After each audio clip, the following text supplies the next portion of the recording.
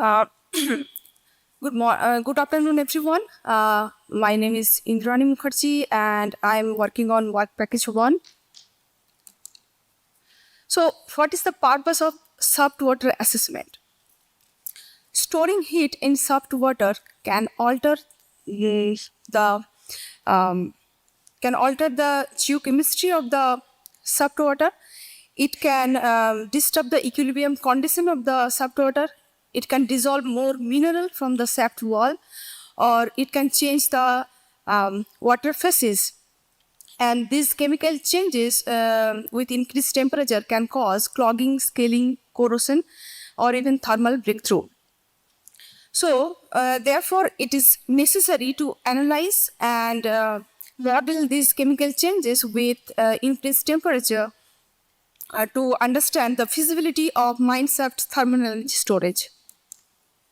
So, as a case study, uh, we are aiming to inject heat in Moncton Hall Shaft 2, situated in the Midlothian County, through a closed-looped steel U-tube.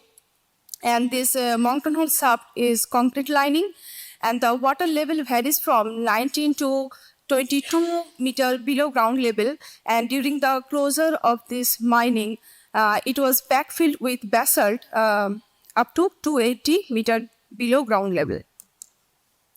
So for the initial chemical data, we can say that water is in reducing condition, and some suspended iron present in the form of ochre, and dissolved iron mainly present in the form of ferrous iron.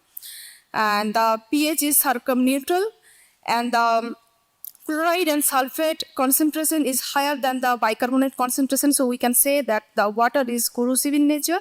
The water type is calcium, magnesium, sulfate water type, and for as per recent data, we can say the temperature varies between 11.4 to 11.5, and conductivity varies from 930 to 980 microsiemens per semi up to 100 meter of depth.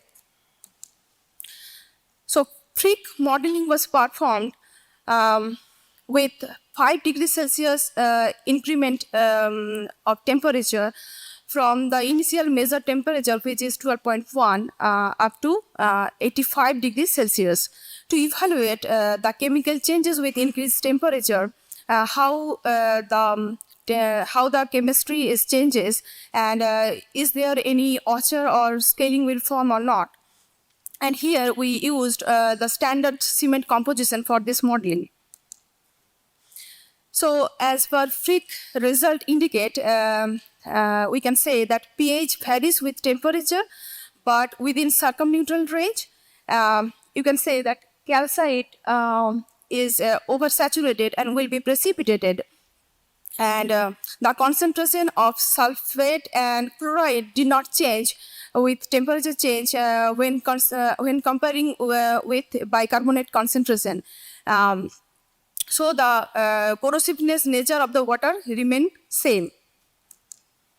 If we see the scaling, so we can say that the chances of scaling is increased slightly after 52 degrees Celsius from the initial temperature, but the changes are not that significant, because from the initial temperature, that is 12.1, up to 52 degrees Celsius, the calcium precipitation decreased by 0.96%, and after 52 to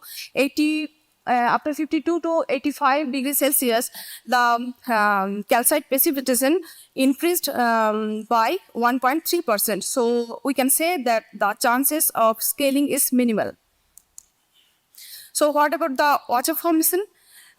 We know that ferric oxyhydroxides are quite insoluble at neutral pH and normal temperature.